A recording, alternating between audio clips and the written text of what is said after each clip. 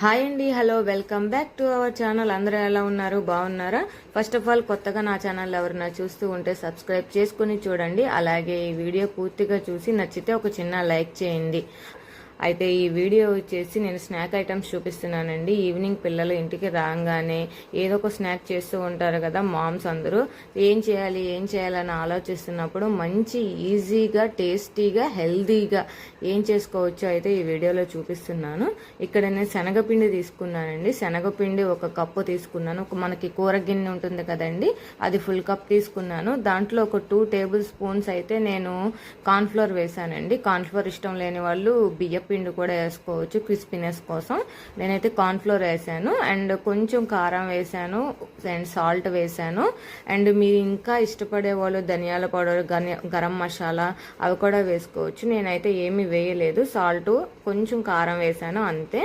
అయితే నేను ఇక్కడ బంగాళదుంపలు చూసారు కదండి, మన ఫింగర్స్ టైప్లో బారుగా ఇలా కట్ చేసుకున్నాను. మీరు చూసారు కదా video క్లిప్లో.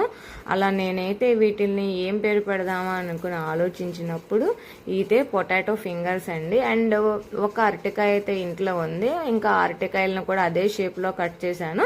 Potato and banana fingers అండి ఈ రెసిపీ అయితే.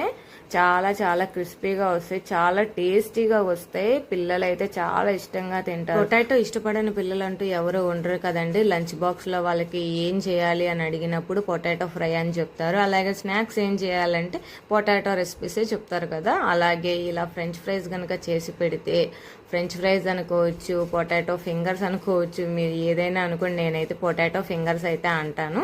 ఇక్కడ చూసారు కదా ఆల్రెడీ ఒకసారి ఫ్రై అయిపోయినాయి. ఎంత క్రిస్పీగా వచ్చినాయో ప్లేటింగ్ చేసి చూపిస్తున్నాను చూడండి. అసలు ఎంత యమ్మీగా ఉన్నాయంటే అంత యమ్మీగా, కలర్ఫుల్గా ఉన్నాయండి. ఇక్కడ మా పిల్లలు అయితే స్కూల్ నుంచి వచ్చేలోపు నేను టేస్ట్ చేసేస్తున్నాను. ఫస్ట్ నాకైతే సాస్ ఇష్టం ఉండదండి, నేను అందుకే ఊరికినే అలా తిని టేస్ట్ చేస్తున్నాను. దీనిలో కనుక పిల్లలు కనుక సాస్ ఇష్టపడే వాళ్ళు కనుక సాస్ వేసుకుని తింటే యమ్మీ యమ్మీ, టేస్టీ టేస్టీ అద్దరిపోతుంది.